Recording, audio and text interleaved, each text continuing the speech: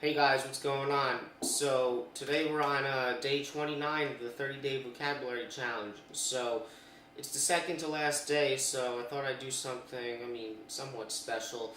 And I thought it would be cool today to pick the song Moanin' by Art Blakey, which is obviously a classic jazz recording. And instead of, breaking down maybe just one lick or one person's playing or whatever, I decided to take one lick from all of the solos. Unfortunately, Art Blakey himself doesn't have a solo, but he's the drummer. But this way, because how could you do this song and pick one of these solos? Because there's so much good vocabulary on this entire track. And even the stuff that I learned here today, it's great stuff, but there's so much more good stuff on this recording.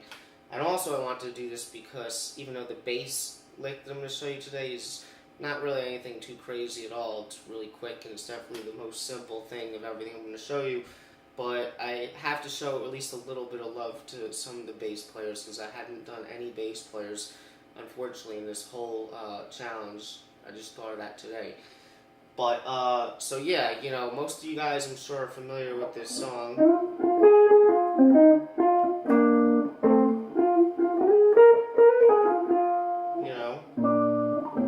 I'm sure you guys know this tune.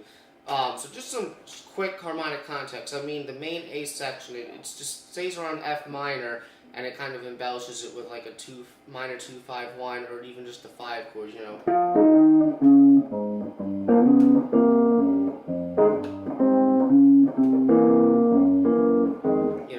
It's really just the 1 and the 5, kind of like a play between both of them, but really just kind of staying in F minor.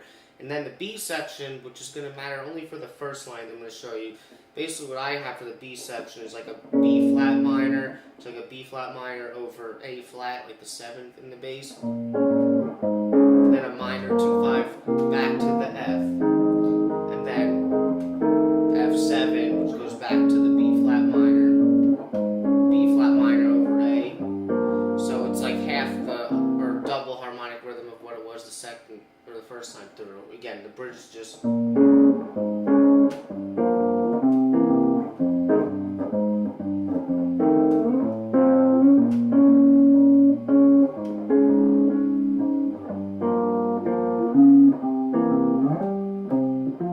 Right?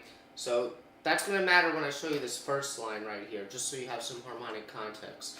Okay, so first guy here is obviously Lee Morgan, who his whole entire solo is great, but I'm going to show you just one lick from it. Okay, so this lick is the first couple of measures of the bridge, his first chorus through. So I'm going to start it a couple seconds before, and then we'll get into it. So.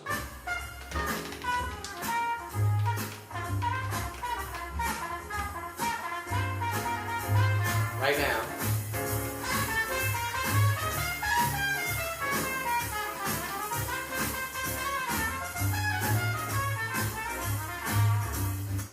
Right?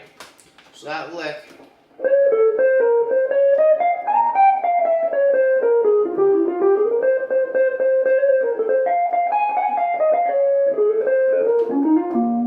Something like that. So I'll talk about it really quickly. Really, depends which lick I'm showing you here. I kind of just want to go through these quickly and just make sure you understand why all the notes work. I'm not going to go too in-depth on each of these licks today, but, once you analyze them, you see what they are, I think that I'll kind of, teach you some stuff. So, like I said, this is starting in B flat minor. And it goes, which, it's starting with a little enclosure, starting with the minor 3rd, actually, then going to the major 7, but really it's just an enclosure, then he's walking up the scale, right? And then from there, going up to the tonic, then from there, and he does a little slide which sounds good, then going down here. Now here it's going into like approaching the F minor, because that's what the chords are doing again. B flat minor, B flat over A, then it's like this G half diminished to C7 to F minor. So with this part, I'm really just kind of thinking C7, which is going to lead into F minor. So coming from the beginning, now here, right? And if you look at those notes, really, I mean, for C7, I mean, you got the 5th, the 11, the major 3rd, the flat 9, then the root. So it's really just like a dominant with a flat 9, then the flat 7. So from there, he's going, and that's really, again, an enclosure leading up to F, the tonic of F, because we're in F minor now, then going up the scale. Right? So already we've seen 2 examples of enclosures in these lines, in this particular lick. And again, I've talked about enclosures a lot in this challenge, so that should be a thing to take if you've been following these videos, of how important it is to get really comfortable with using your enclosures in these lines. So from there, then here he stays on this a couple of notes, I think 4 times. Then it goes from F minor to F7. So what he's doing, and he's kind of leading up into this major 3rd now, which will really be the strong chord tone in changing it from F minor to F dominant 7. That's the only difference, is it goes from a minor 3rd to a major 3rd. So it's good to land on the major 3rd there. And then it's going up in F major triad. Plays that note twice. Then here, it's kind of, again, F7 leading into a B flat minor. And I really like this. I've seen this in other music that I've transcribed. I like how he goes, he goes up to this note and then skips over. He goes down a 3rd. That pattern is really unique to me. He does it again over here. That would be a cool thing to turn into a sequence. I think he's thinking like B flat Aeolian, like.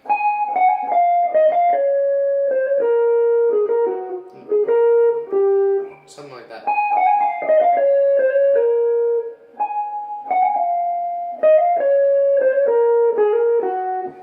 Yeah, be a cool thing to work out into a pattern. So he continues it, then from here, again, he's kind of got that F7 type thing. And then he just kind of goes down to B flat minor triad. And ends it like that. Just an inversion of a B flat minor triad. Right? So you can see that, obviously, I mean, he's outlined the changes perfectly here. Everything is hitting in the right places, I always say, but it's a great line. That whole line again.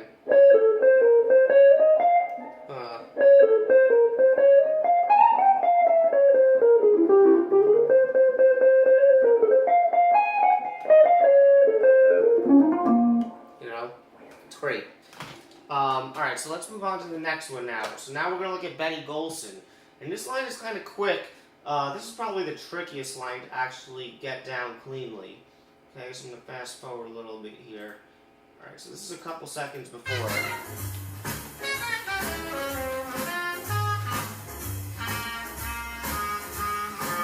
Okay, right now.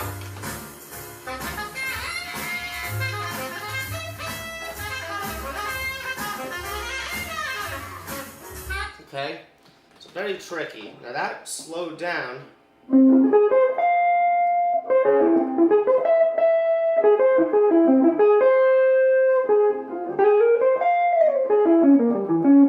Okay, so this one is very tricky, alright?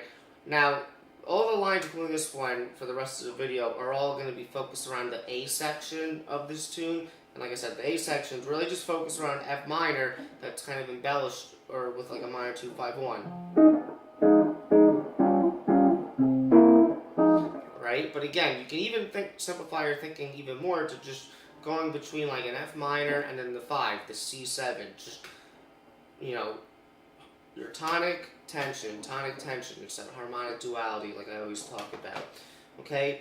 So for his F minor, he's thinking in a way very triadically to start. Starting on the 5th of F minor, and he's just going up the F minor triad.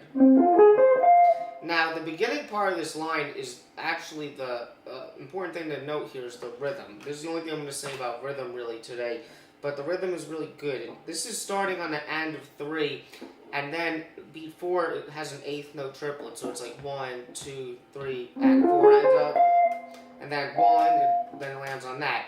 But then, what it does, when it goes, because it uses the F minor triad again, it changes it to 16th notes, and it starts in the second 16th note of beat 3. So it's like 1, 2, 3, E and up, 1 E and up, or not that note, that note's like 1, 2, 3, E and up. Oh my god, 1, 2, 3, E and up. Like that. So coming from the beginning, 1, 2, 3. 2, 3.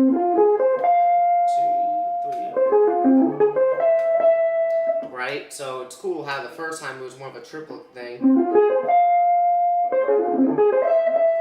Right? And that's a tricky rhythm to get down there. Then from there, he hits it twice.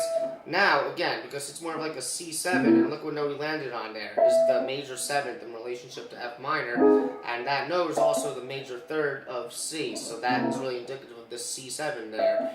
And also, that's why he brings it in over here too. He's kind of using, if you think of it like a C augmented triad, it all relates to like an F melodic minor or F harmonic minor as you see it as well. So instead of playing like a regular F minor triad, he kind of changes it to that. So he just changes the F to an E, alright? So then what he does is he plays it like this. Alright, so from the beginning.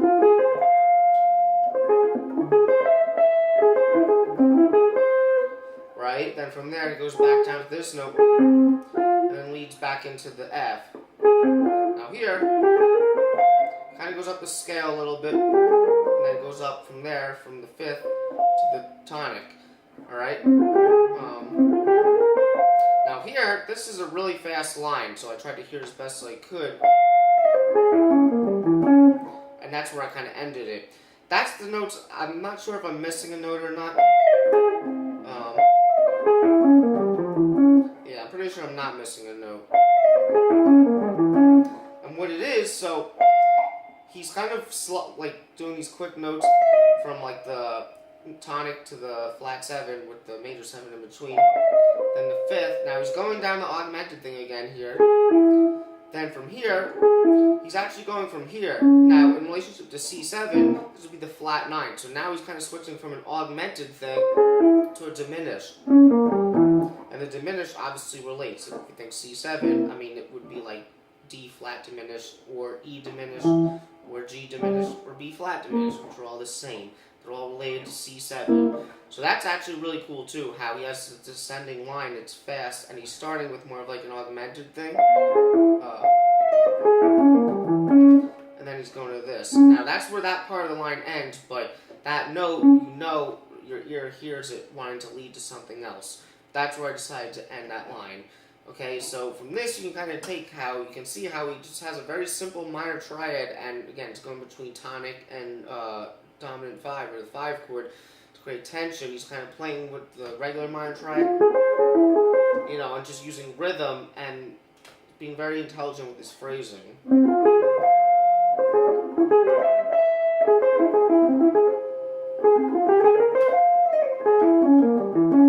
That one's definitely the trickiest one for me. Okay, moving along. So now we're going to go to Bobby Timmons. I forgot if I said the sax player is Benny Golson, which I'm sure you know, but he's great. So now Bobby Timmons on piano. Alright, so you guys, if you're familiar with these, with this tune, you can probably almost guess what line I'm going to give you here, but maybe not. So here it is a couple seconds before. You ready?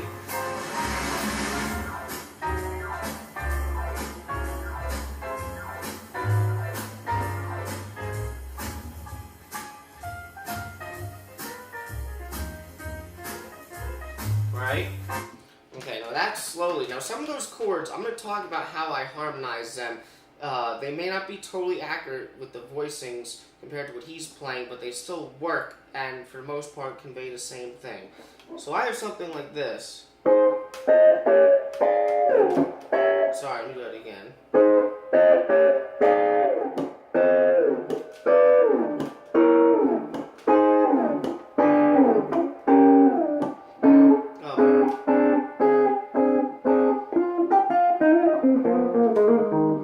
Oh my god, let me do this again. Sorry, it's tricky.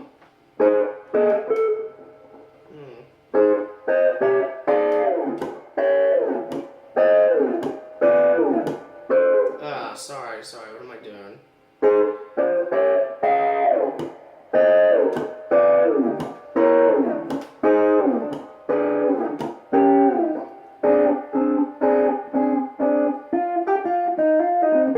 Oh my god. Sorry, I apologize.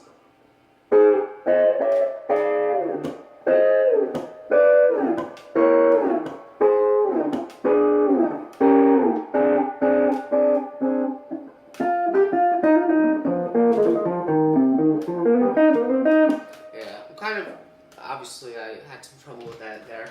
But let me talk about it here because so you kind of see the concept, you can kind of work it out. Alright, now the first thing I did when I learned this, because it's obviously just very rhythmic and just the lines or the notes were just kind of descending and their voice led really well. So the first thing I did was I just kind of figured out what the top end of those descending notes are. It's coming from here.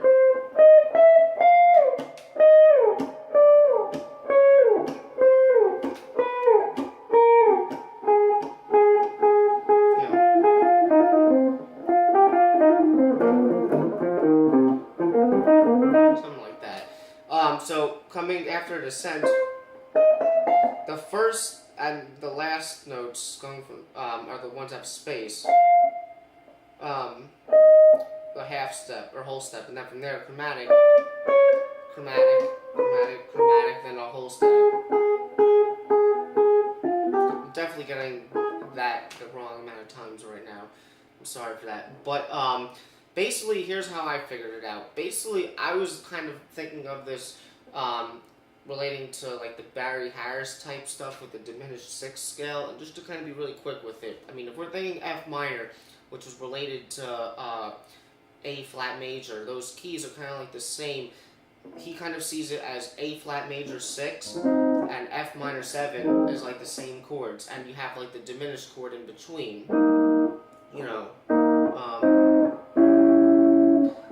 But what I did was I basically thought that to use these chords, and I just used upper structures. So it's like if I had F minor 7 here, the next one would be like a diminished over here.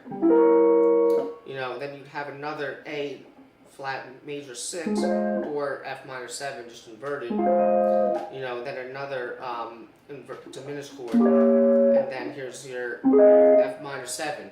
But there's a couple adjustments I made. First of all, some of the F minors, now here with this shape and over here, I just play like a A flat major triad, so I don't really adjust that. I use that as my F minor sound. Up here, I'll just, instead of playing like that with the flat 7, I'll play with the 6 to give it more of like a Dorian type sound. And also down here, instead of, because I would play it like an F minor triad down here, but I'm playing it with the 6 instead of the root. And then the rest of the chords are diminished. But I'm also adding some other diminished chords that aren't part of the scale. So those would be like the true passing diminished chords. Because without them, basically what it would be like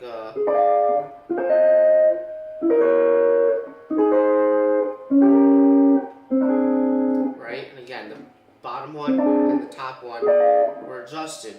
But there's a couple extra diminished chords I added because that's what they're doing. So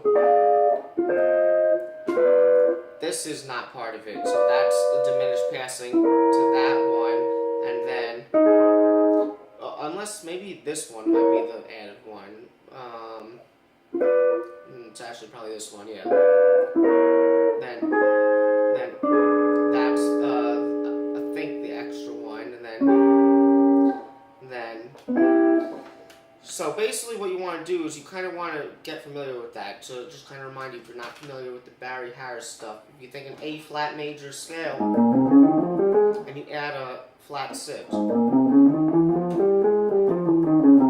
And then if you harmonize the chords with thirds, basically it'll alternate between a diminished chord in the foreign versions, which are all like the same, and as you see it, either like an A flat major 6 chord or an F minor 7, and they're just in different versions. And all I'm doing is I'm taking 3-note upper structures of it, and I started over here, and this would be like the top end of like an A flat major 6. This is like F minor 7, F minor, A flat major 6, diminish, diminish, F minor, diminish, diminish. Right, and then at the end, it's kind of like a little typical bluesy thing.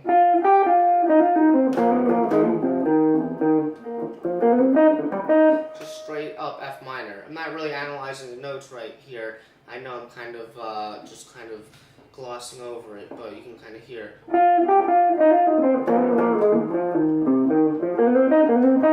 You know, great stuff to add for your little blues vocabulary.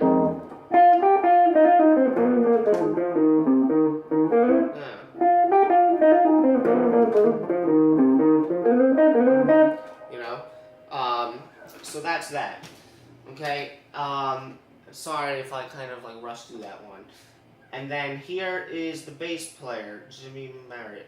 Okay, so just a really quick line, part of his solo that I like. I'll tell you when.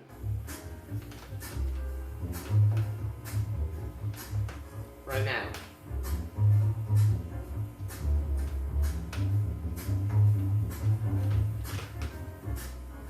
Right? And that might have been hard to hear on the recording, in the camera right now, but basically.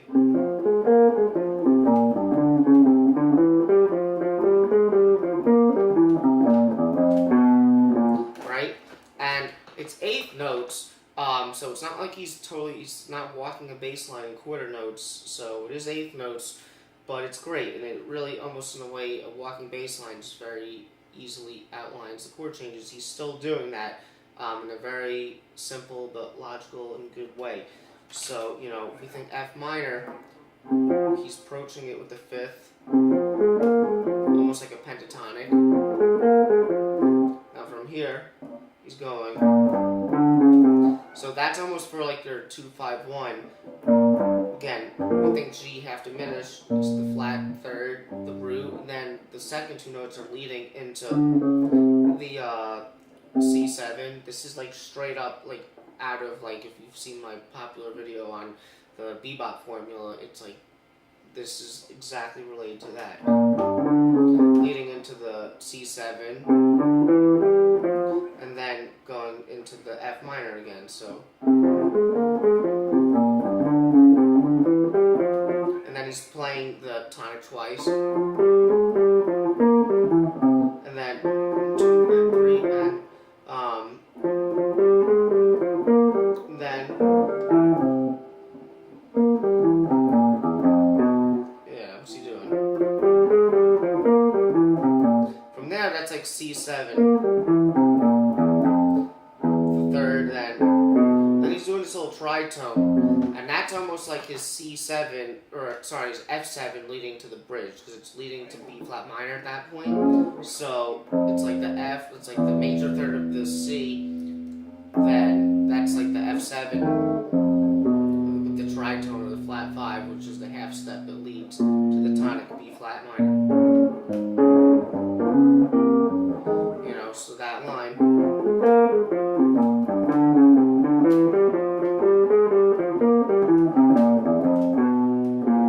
Right? It just swings good. It's a great line. It's simple, there's nothing too crazy about it, but it's a great thing to just kind of, you know, just another good example of, you know, how jazz is supposed to be played, you know. So that was a lot of lines right there, you know, but there's a lot of cool stuff in this song. That's why I kind of wanted to break some of these down for you today. So that's about it for that today, and I hope you enjoyed that, and I'll see you tomorrow for the last day.